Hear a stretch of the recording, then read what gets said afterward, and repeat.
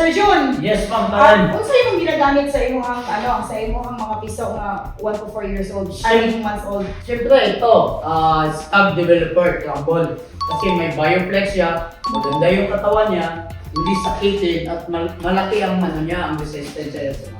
Thank you sir no, sa imong gindot na tubag sa tama sir. Mo ni isa na makatabang sa tuwa sa pag-abot sa ranging ang ato ang Stag Developer Crumble. Ginahatag nato ni sa edad sa 1 month hangtod sa 4 ka bulan. So wapo jud siya tubo at the same time indot o wapo ang iyang balahibo. Sakto ka Sir Joel, no? Si Stag Developer na siya biofixing. So, kani nga bahok is for time for ranging na ni siya. So, from 1 month to 4 months. So, dili na nato time for i-down na nato ang atong mga sisiw or mga cockerels para sa ranging area. So, dili na po may encounter sa atong mga warriors, no?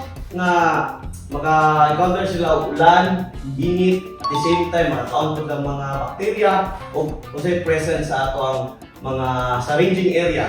So, with the help of biofixate, so na-share resistensya para iwas sakit ang ato ang mga warriors. Okay, Sir Rico, so karon gusto na to may balan po sa to mga national at saka regional Yes. nato, Mo nang para nagpa-import dito og mga gwapa na mga endorsers Yes. dito para ma-prove or maka-share sila sa ilang mga experience through using Thunderbird as Stag Developer Crumble. Yes. Yes. So, unahon sa nato si Ma'am Karen. Ma'am, so unsa ba imong experience sa paggamit sa to ang Stag Developer Crumble, ma'am? Nakalisting naman yun po sa uban yung mga stag develop, parang Tapos? sa mga piso from 1 year old, daghan mag-available na. Pero nakita yun, it really does make a difference pag stag developer ang gamit mo, mga piso mo, 1 to 4 months old. Kung anong mo siya, tag-ulan o tag-init, it doesn't really matter kung anong, kasi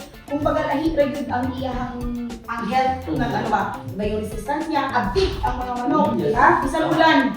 Magkuhan lang po na pag panahon sa tag-ulan, sa tag-init, yun, ato yun yung alalayan ng ato ang feeds o mga kuhan, electrolytes, magamit ng taana, adlaw-adlaw, ginahatag na to, usually pagbuntag, kung yung pagkahuman, makatagbuntag antibiotics, sabaw na grabe ang init, di ba? Ikaw, sir, sa yung ginagamit para sa mga Sa ako dagdag ko sa imo kani siya wapo ni siya sa mga piso sila intestinal.